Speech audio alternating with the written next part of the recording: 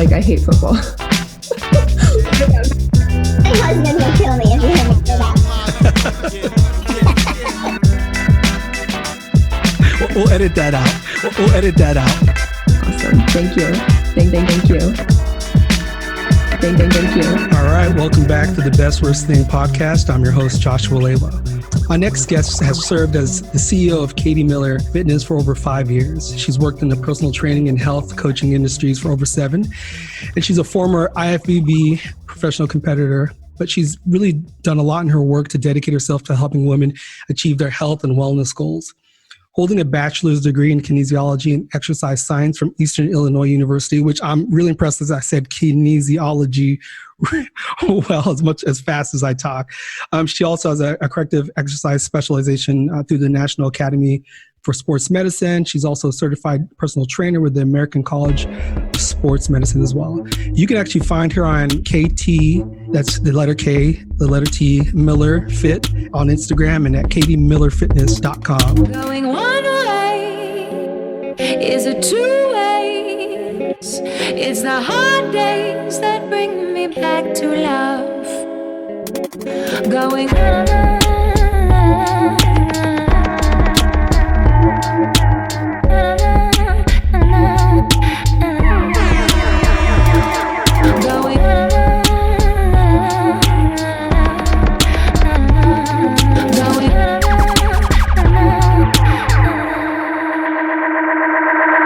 Welcome, Katie Miller. Hello. That was an awesome introduction because I feel like I didn't even tell you any of that. I'm very impressed. But hey, thank you for having me. Well, it's great to officially meet you. I know that the way I got connected to you was from one of your former clients who's a really close friend of mine, Francesca, and just raves about her results. And I've known Francesca for many years now. And so I was super excited to actually get to Google stalk you and try to figure out as much information as possible so that I can be prepared. So I appreciate the feedback. But let's get into this. So you are a health and wellness coach and you've been in the industry for a long time now. And so can you tell our listeners a little bit more about what you're currently doing in the industry? Yeah, so my focus has definitely shifted from bodybuilding kind of style health and coaching to holistic. So my mission is to help women find fat loss, inner peace, and balanced lifestyles through personal development and fitness. So I've kind of intertwined that personal development into what I've always known, like the health and wellness, to bring women more of a bigger transformation. And we can dive it. This story is a long kind of story of how it got there and how it became that. But yeah, that's what I'm currently doing. Well, I think you teed us up really perfectly because I think people want to hear that story. And so do you mind sharing that, the evolution of where you began in your career and how you kind of developed this philosophy and approach to the work that you're doing, especially within the specific population that you're working with? Yeah, so I graduated with my bachelor's in kinesiology, exercise science, I guess is another term that other people use. And I've always had such an interest in sports and not sports. I hate football. My husband would kill me if you heard me say that. But we'll edit that out. I like playing sports. I've grown up being an athlete. And so I was looking at a magazine one day with my then boyfriend, now husband, his roommate. And I was like, I want to do that. And I saw these female bikini competitors, and he's like, you could do that. And so that's where it all began. And I started sharing my story on Instagram of my journey to stage. And it kind of built this massive following, overnight, not overnight, but very fast. And then that led into me becoming a coach, because not only did I have the hands-on experience with competing, I had a degree and certifications as well. And it kind of took off and turned into this 6-figure business that I wasn't really expecting to have my own business. And just from me sharing my story with competing, and I realized I was, really good one-on-one with, clients. And So I'm trying to condense the story, not like it. You should take your time. We want to hear it. Take your time. Okay. So with that, I got so lost in the journey to getting my pro card. So in order to get your pro card with NPC, you have to go to nationals, and then so you have to qualify for nationals first, and then you have to win a national show once you're there. Thousands of women, and then you're considered an IFBB pro. So that's a huge feat in itself. It took me years to achieve that. And I was always runner up and top 5. And it's that's where my following grew, because people knew me as the relentless person who just kept going after it.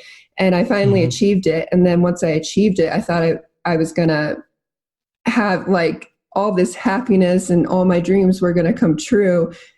But that's not happiness does not come from an external thing. And I want all of you guys who are listening back to this,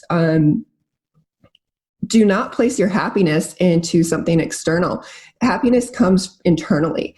And that truly is the biggest lesson that I learned through competing. And then once I got my pro card, I did 2 pro shows, and my mental health was just so the worst spot ever. I had panic attacks almost every day. I couldn't get out of bed. I had to force myself to answer emails.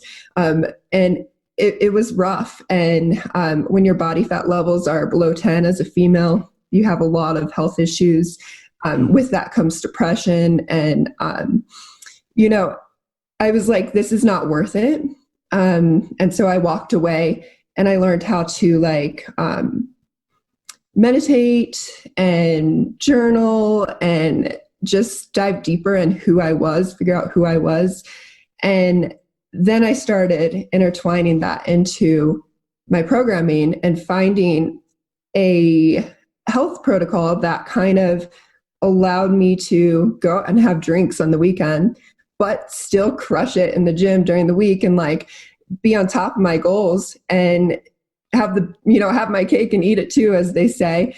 And yes. So I blended all of that with the personal development. And then I started seeing these transformations, not just physically anymore, because obviously I can get my clients great physical transformations if they're doing the work. Sorry if you hear my dogs in the background. All good. But if they're doing the work. And so then I started seeing them start to really, truly love themselves as well. And that was okay, I'm onto something right now. And I have definitely, I want to change the fitness industry and bring this personal development side into the, fitness industry and set these women up for not only a body transformation, but truly loving themselves and being happy as well. That's fantastic. First, I want to say thank you for sharing not only the IFBB experience, but the resulting depression and the emotional response to that. When I think of IFBB, I grew up in the 80s with muscle magazines, and I always think of IFBB as bodybuilding and then eventually transforming into fitness competitions. And when you watch the journeys of you athletes that just to get your pro card is just intense experience. You mentioned it, so many runner up, and getting to the mountaintop. And then once you're there, you still have the same physical demands. And then now it's just an upkeep. And I just can't imagine the immense pressure and lack of happiness when you're at the mountaintop. It must have been a feeling of unmet expectations. Once you get there, you're happy, but you were not. You hit it exactly right. The pressure, I just wasn't, I didn't know who I was. So behind the fitness competitor. So when all that added pressure of people always expecting me to perform and look a certain way, it really weighed heavy on me. So yeah, you definitely were right with the word pressure. Absolutely. So something else that really stood out with me is the philosophy and the foundation of the work you do. It's not only about physical transformation, but you talked about this thing about loving themselves. And you also talked about happiness, finding your happiness not in external things, but internally.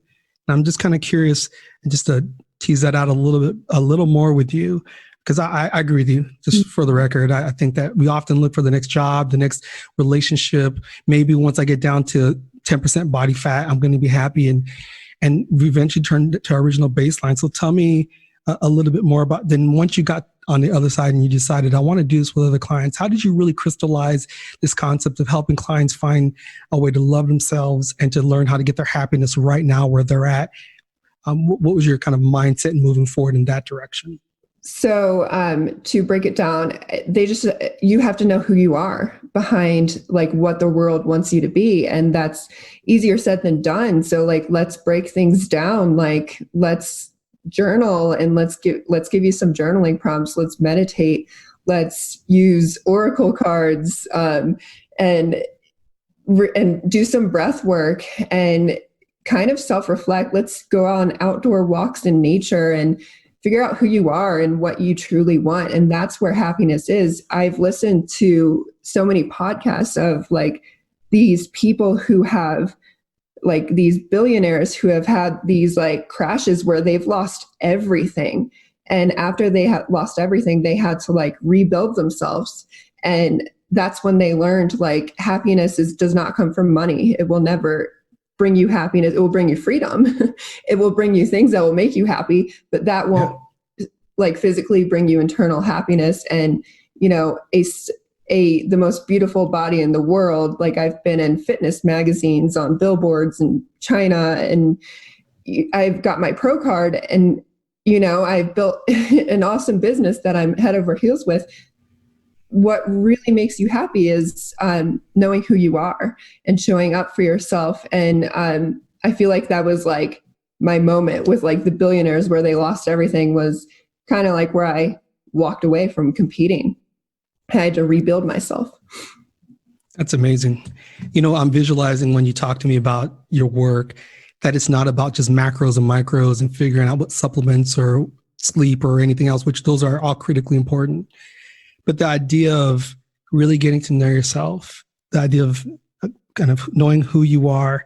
I mean, you mentioned things like journaling, meditation, breath work, going for walks, oracle cards. You're looking at a whole lot of things that not once did I hear so far, walk for 30, get on a treadmill and run and make sure that you eat a certain amount of carbs or anything like that. To me, it sounds like you really approach this work from the philosophy, truly, just like you've been stating all along, of focusing on you're building yourself up inside and then the external gets the benefit. The physical gets the benefit. Am I reading you correctly there? Oh my God. You're like so good. I feel like you're like, you're very like emotionally intelligent. Like everything I said, you completely summarized it perfectly. I love that. Thank you. Good. The reason why I selfishly took this venture on starting a podcast is for the same reasons that I think I heard you say also, which is you used to listen to these podcasts of these people and talk about the stories of difficulties. And I remember sifting through a lot of content just to get to that point of finding out like, I'm going through a hard time right now. What do other people who are successful do to get through those hard times? And I think what you're saying aligns with what so many people who are happy do, which is they do focus on that inside versus their outside, that internal versus that external. All right. So we talked about your career and we talked about your current philosophy, but I'm really curious about who you are as a person. And so you live in the Colorado area, but tell me a little bit more about where you're from, kind of where you grew up and kind of the backdrop. I know sounds like you played sports when you were younger, clearly not football, but you played other sports. So can you talk to us a little bit more about your backstory prior to your career? Yeah. So so this question is always so hard for me, like, where are you from? Because I moved around a million different places growing up. I was born in South Carolina. I'll just name them really fast. South Carolina, then we moved to Iowa, Pennsylvania, Maryland, Pennsylvania, and Illinois, Virginia, St. Louis, and now I'm in Denver. So, but I would say Chicago's my home, just because I went to high school there. and St. Louis because I lived there for 6 or 7 years. So, but I've always been involved in sports every season, 1 or 2 sports. I'm so grateful for my mother always, and that my family had money to enroll me in sports. Some families aren't, fortunate to have that. And, I guess they do sports on their own with the neighborhood kids, which is just as great. But I'm very fortunate that my parents always enrolled me in sports. And so the main sport I did was always lacrosse and swim team. Very cool. So you mentioned gratitude about your mom. What is she like? My mom is like a sassy Valley girl. Is she from California? Actually, she was born in California, but she's from Maryland. Okay. She took it with her. Yeah. She was definitely the parent that you were like scared of though, growing up. Yeah. You have to have, if you have 2 parents, you have to have at least one of those who can keep things in line. For sure. That's great. All right. So as you look now at your career and where you're at and your background, the fact that you were able to build this extremely successful business and do well in an area where you can actually help people make a difference, I would still describe you as successful. And so are there any key areas that you would attribute your success to? Like what are some, maybe the characteristics or values, some key areas that you feel are the foundation of your success? I think making myself a magnet and allowing that is how I attract business, is I make myself a magnet. Like it's always been like when I was competing, I was like relentlessly going after what I want, and just people were attracted to that journey. And when I walked away, I relentlessly just showed up for myself and switched to kind of holistic side of things. And people were really impressed with that journey. And now that, I don't know where I'm going next, but if I just continue to pour into myself, it's going to pour out to everybody else. And I will say I got bullied a lot in high school. And I would say a lot of me wanting to help women definitely comes from that hurt girl in, high school. And I'm not sure if I answered your question correctly, if you wanted more tactical things. No, I think that's it. I think I wanted to see the foundation. Absolutely. Yeah, but it truly comes from I feel like my soul. I am in love with my business. I don't do it. They always say when I was jogging this morning, I was thinking about this podcast, and I have this quote in my head of one of my friends was telling me to structure my business like this. Cause somebody who made a lot of money like this. And he's I was but that's not aligned with my vision. I'm not doing that. And he was you do what makes you the most money. And well, I think that could be realistic for some people. That's a fast track to burnout. And so I can show up for my clients because I am obsessed with what I do. And so if I'm obsessed with what I do and I show up for them, and go above and beyond, they're going to refer people and they're going to be happy. And they're going to, in 3 years, when they want a little more accountability after working with me, they're going to reach back out. If they had a baby, they're going to reach back out, kind of thing. Absolutely. A few key words here. I'm going to match them up in a couple of ways here. One of them is being a magnet and being relentless. And I love that idea of that ability to continue to show up and push forward. And when you do that and you work hard, people are drawn to that and they want to be a part of that. Mm-hmm. And I think that's a really important lesson for people who are trying to find their way and their passion.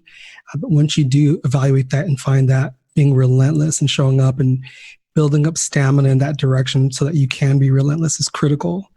And the other piece is, and this is something that I've heard in a couple of other interviews so far, which is you took it a step further, but the love that you have for what you're doing but the obsession of what you have for what you're doing. People can read that off of you. It's authentic. And since you're so passionate, obsessed, and in love with this thing, and people know you're genuine, and they can get the same Katie every single time, which I'm certain keeps them coming back. So that's just amazing. Some really good lessons learned there. All right. So we're going to take a little pause here for a second before we get into the big question.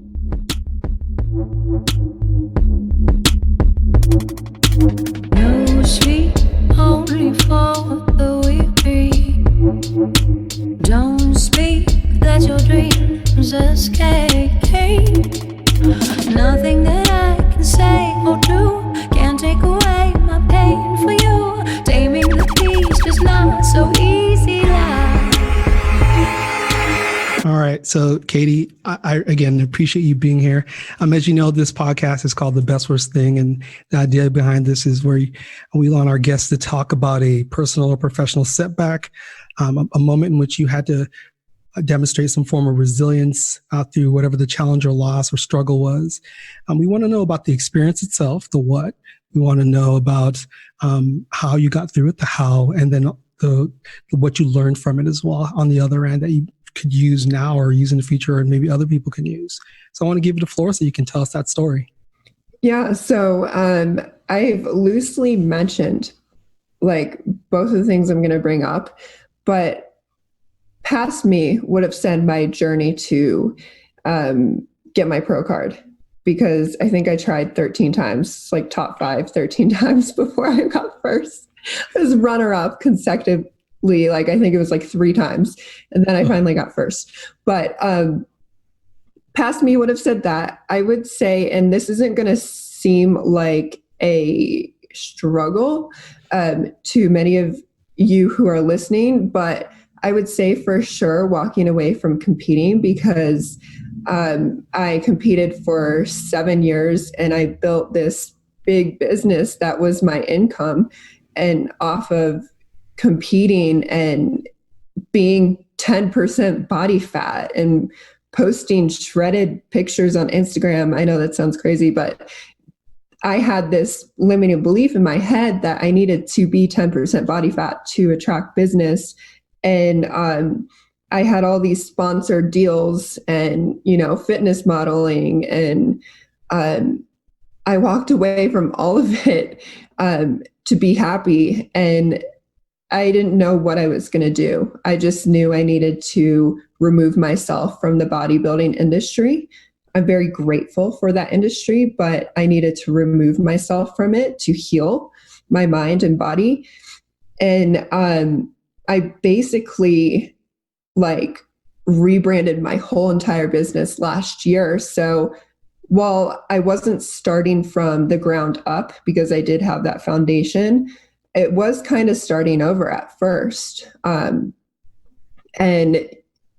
it's allowed me to scale my business and me show up more authentically and help women just 10 times more, and me become a better coach, because I've hired tons of coaches because I wanted, something to pour myself into instead of competing. So for anybody that's listening, if you feel stuck somewhere, you are not stuck. You have options. If you are feel stuck in a relationship, in a job, in anything that's you feel like you're stuck there, you're not. You always have options. And while the options may feel like you're taking a few steps back, you're actually taking 10 steps forward.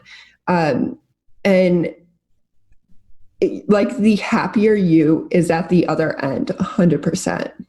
That is amazing. I'm just so much for me is really jumping out, but I'm going to work my way backwards just because I love just chopping this up. And again, I did this selfishly because I saw the podcast out there and had to pull the parts, and now I get a chance to do it myself. So I'm glad I get a chance to do this with you.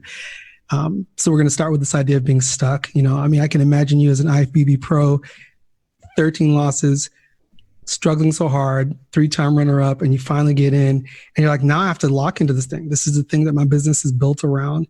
And so that must have been a scary thing to step to the edge and take a dive off of that. Mm-hmm.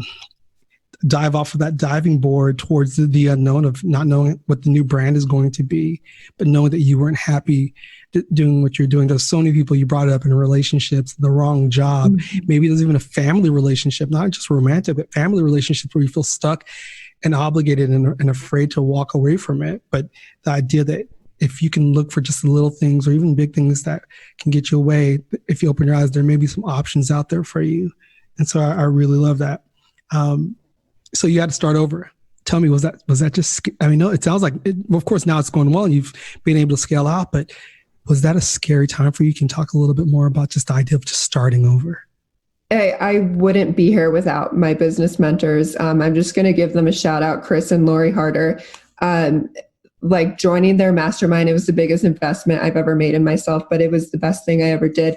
They lectured us like, do not take clients that are not aligned. Like, even if you feel like you need business, do not do it. It's going to not allow you to build this new business. And I turned down thousands and thousands of business because I didn't want to be a competition coach anymore. It was too toxic for me to be around that. And it was scary. Yeah. Yeah. What a bold, it's a bold piece of advice. And it's even bolder to actually take them up on it and say, okay, well, I'm gonna have to walk away from a ton of money and a ton of clients and exposure to do the right thing and to stay authentic and consistent in my journey. So it's a pretty powerful move that you made there.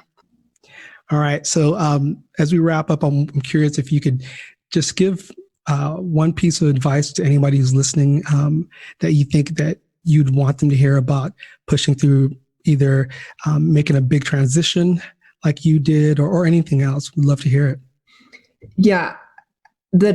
I'm going to keep this simple, but if you feel like things are so messy right now and you have no clue where you're going, like, that's freaking good. If you are uncomfortable, you are growing. If you are comfortable, you are not growing. If you're feeling uncomfortable, that's good. Take messy action. Everything does not have to be aligned for you to take action. Just put one foot in front of the other. What is your next step? And you'll be able to get there. And that's what I did when I walked away from competing, is like, I just focused on the next step. And then the more you connect to yourself, the more you can listen to your inner guide and follow your intuition. And that's when I had the idea of building my new business. And you're not stuck, guys. You have options. That's fantastic. Thank you so much, Katie, for being with us today. Again, I want to make sure that people can find you on your social media, and what's the best ways that people can find you? Yeah, so I'm the most active on Instagram, and so it's K, the letter T, Miller Fit, or you can find me on my website, www.katiemillerfitness.com. Perfect. So we'll wrap it up right there. Thank you. Thank you. Thank you for listening to the Best Worst Thing podcast. I'm your host, Josh Walelo. Music is produced by DJ Josh One. You can follow him at Boom Note on Instagram and Twitter, and Josh One on Spotify. The Best Worst Thing podcast is edited by Cool Jets Audio and Visual. You can find them at Cool Jets AV on Instagram. Our marketing is designed by Francesca Daniels. You can find her at FrankandKitty24 on Instagram.